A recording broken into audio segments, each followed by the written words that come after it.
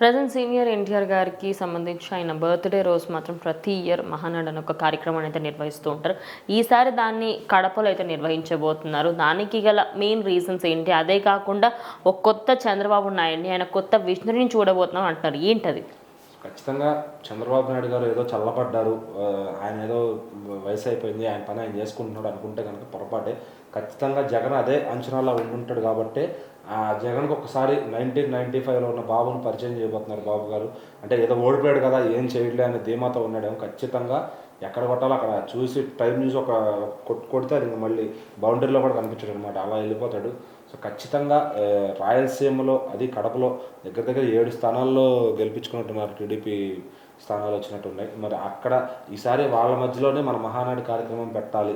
మహానాడు కార్యక్రమంలో ఏం చేస్తారంటే, సో అందరూ కూడా టీడీపీ సభ్యులు, మెయిన్ సభ్యులు అందరూ కూర్చుని జనాలతో ఇంటరాక్షన్ అయ్యి వాళ్ళ సమస్యలను నేరుగా తెలుసుకుంటారు.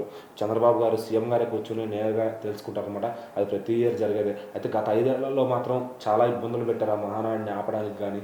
అయినా కూడా చేశారు ఎట్లా కొట్లా. ఎందుకంటే అది పార్టీ సొంత ఖర్చుతో చేసే ఒక కార్యక్రమం.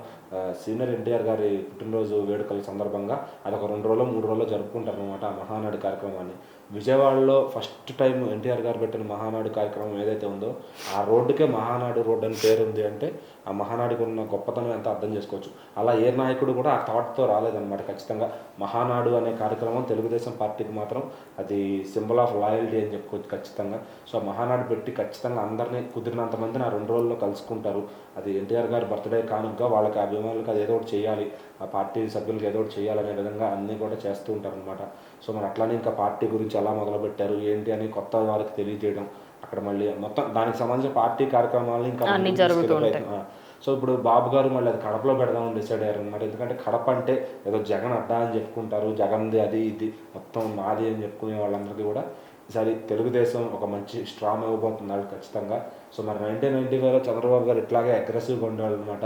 ఏ సెంటర్ లేకుండా వెళ్ళి అక్కడ అడుగుపెట్టి ఖచ్చితంగా ఆయన ఒక స్పీచ్ ఇచ్చారంటే అప్పట్లో దుమ్ము దూల్చిపోయేది అనమాట.